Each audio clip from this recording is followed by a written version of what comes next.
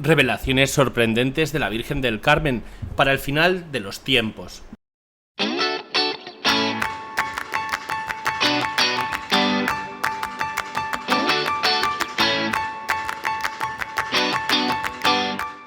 Cómo la Virgen del Carmen es el hilo conductor de lo que sucederá en el final de los tiempos. Nuestra Señora nos ha estado informando sobre qué está sucediendo y sucederá en la batalla del final de los tiempos, que nos conducirá a una era de paz, y lo hace a través de sus apariciones, donde el buque insignia son las apariciones de Fátima, en que nos dio un panorama global, pero ha utilizado su vestido de Virgen del Carmen para darnos un hilo conductor que va de aparición en aparición. Aquí hablaremos sobre cómo surgió la advocación Virgen del Carmen y su escapulario marrón, y cómo ella está guiando las revelaciones sobre los sucesos del final de los tiempos a partir de esta advocación.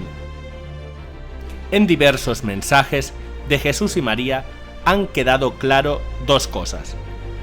Primero, que la información y la operación en la batalla del fin de los tiempos contra el demonio y sus esclavos está a cargo de la Virgen María, quien está informándonos a través de sus apariciones.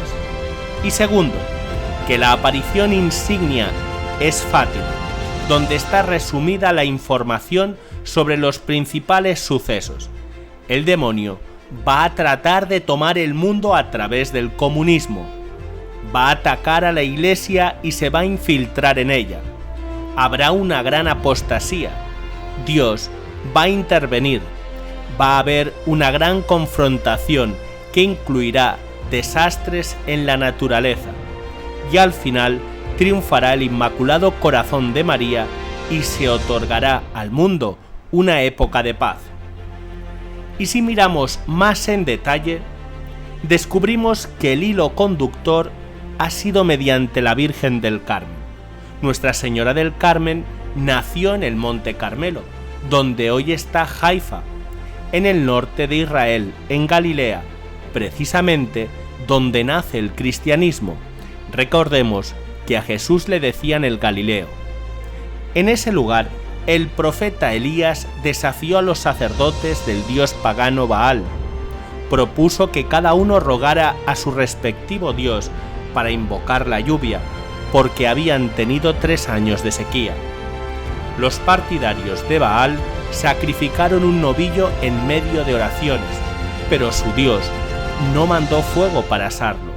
Luego Elías tomó otro novillo, invocó a Yahvé y al cabo de pocos instantes cayó fuego sobre el altar, asando el novillo, y sonaron grandes truenos. Primer libro de los Reyes 18. Luego apareció una pequeña nube que fue creciendo y finalmente cayó una lluvia abundante. Allí Elías mostró que Yahvé era el verdadero Dios. Faltaban unos 900 años para que María naciera. Y después de Cristo se instalaron ermitaños en el Monte Carmelo y consideraron que la nubecita que había hecho llover era la Santísima Virgen María. De estos ermitaños nació la Orden Carmelita, que reivindica como sus fundadores a los profetas Elías y Eliseo. Pero por la invasión de los musulmanes saracenos en 1291, que los martirizó y diezmó, se vieron obligados a abandonar el Monte Carmelo. Una antigua tradición dice que antes de partir se les apareció la Virgen mientras cantaban el Salve Regina, y ella prometió ser para ellos su estrella del mar. En el primer capítulo de la orden celebrado fuera del Carmelo, en Aylesford, Inglaterra, en 1247, fue elegido general de la orden San Simón Stock, y se decidió dejar de ser una orden ermitaña para ser una orden mendicante. La vida solitaria cedería su lugar a la comunitaria. La comida se celebraría en comunidad y ya no actuarían en el desierto, sino en la ciudad. Pero el nuevo general pensaba que sin una intervención de la Santísima Virgen, la orden estaba en peligro de desaparecer. Entonces puso la orden bajo el amparo de María, suplicándole la protección a la Flor del Carmelo. Y el 16 de julio de 1251, la Virgen María se le aparece y le entrega el escapulario para la orden. Le dice: tú y todos los carmelitas tendréis el privilegio que quien muera con él no padecerá el fuego eterno. Y el mismo día, él tuvo que asistir a un moribundo. Cuando le puso el escapulario, le pidió a la Virgen que mantuviera la promesa que le acababa de hacer, y el hombre se arrepintió, confesó y murió en estado de gracia. Desde este momento tuvo lugar en la orden un cambio milagroso, y en el siglo XIV la Santísima Virgen se aparece al Papa Juan XXII vestida con el hábito carmelita y le prometió sacar del purgatorio el sábado después de la muerte al que muriese con el escapulario. Le dijo: yo, Madre de Misericordia, libraré del purgatorio y llevaré al cielo el sábado después de la muerte a cuantos hubieseis vestido mi escapulario. Esto se llamó el privilegio sabatino. ¿Y por qué decimos que la Virgen del Carmen es el hilo conductor de los mensajes del cielo sobre el final de los tiempos? Porque se entronca con las apariciones de Fátima, Garabandal y Akita. ¿Cómo? En la última aparición de Fátima, el 13 de octubre, cuando se produjo el milagro del sol, Nuestra Señora se apareció vestida con el hábito carmelita y el escapulario en la mano.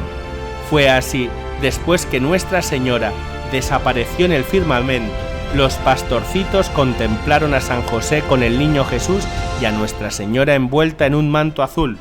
San José y el niño trazaron la señal de la cruz sobre el mundo. Luego vieron a nuestro Señor bendiciendo al mundo y a la Virgen, como Nuestra Señora de los Dolores.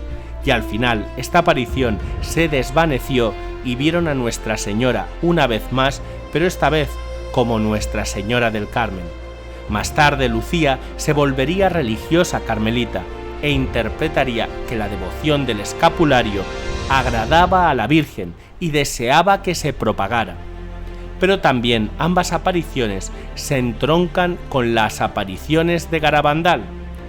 Cuando la Santísima Virgen se despidió en Fátima como Nuestra Señora del Carmen, dijo: hasta San Sebastián de España, según un libro carmelitano publicado en Brasil hacia los años de 1930. Y en la pequeña aldea de San Sebastián de Garabandal se aparece como Nuestra Señora del Carmen de Garabandal entre 1961 y 1965, con un vestido blanco, manto azul, corona de 12 estrellas doradas y llevando el escapulario marrón. Es en esta aparición de Garabandal donde Nuestra Señora informó sobre el itinerario que seguirá la batalla del fin de los tiempos. Primero, el Espíritu Santo producirá el aviso o iluminación de conciencia para reformar la conciencia del mundo y lograr gran cantidad de conversiones. Y dio una cantidad de indicios sobre el momento en que sucederían estos eventos. Luego haría un milagro para significar que el aviso efectivamente vino de Dios.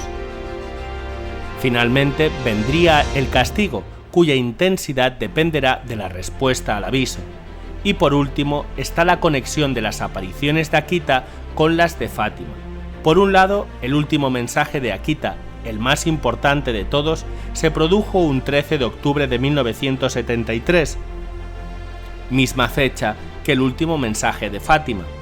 Y por otro lado, el mensaje es como si Nuestra Señora hubiera puesto una lupa sobre las informaciones que dio en Fátima y Garabandal, diciendo lo que pasará dentro de la Iglesia con la apostasía y qué cosas podrían suceder en el castigo profetizado en Garabandal.